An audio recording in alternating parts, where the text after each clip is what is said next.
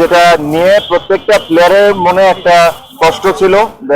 Players war extremely upset যে যে ধরনের বিহেভিয়ার অথবা যে ধরনের কাজকর্ম হচ্ছিল। আমি দুইটা তিনটা পয়েন্ট আপনাদের সাথে শেয়ার করতে পারবো।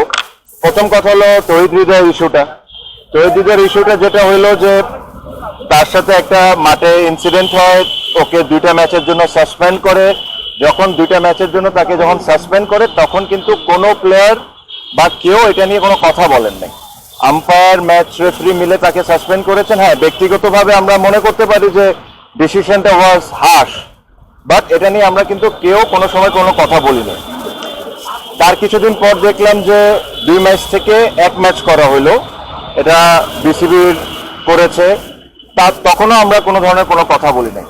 তখন তহিদ হৃদয় একটা ম্যাচ সাসপেন্ড ছিল, না খেলে তারপরে সে 2টা ম্যাচ খেললো। তো বেসিকলি ওর যে পানিশমেন্টটা ছিল সে কিন্তু অলরেডি সার্ভ করে নিয়েছে। এখন 2টা ম্যাচ খেলার পর কালকে শুনলাম যে তাকে আবার সাসপেন্ড করছে। এটা কোন রুলে, কোন দিকে, কিভাবে করছে এটা আমার কাছে জানা নাই।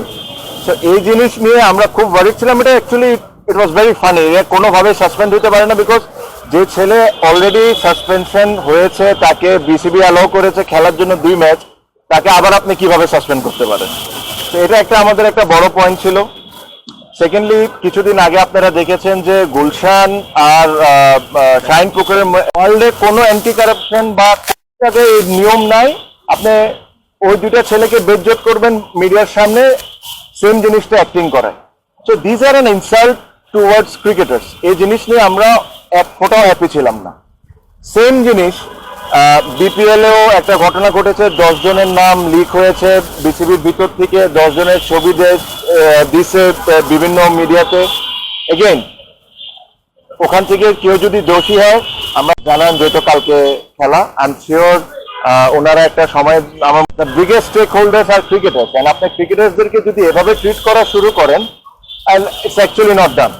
তো এই জিনিস নিয়ে আমরা আজকে প্রেসিডেন্টকে রিকোয়েস্ট করেছিলাম আসার জন্য, উনি এসেছেন।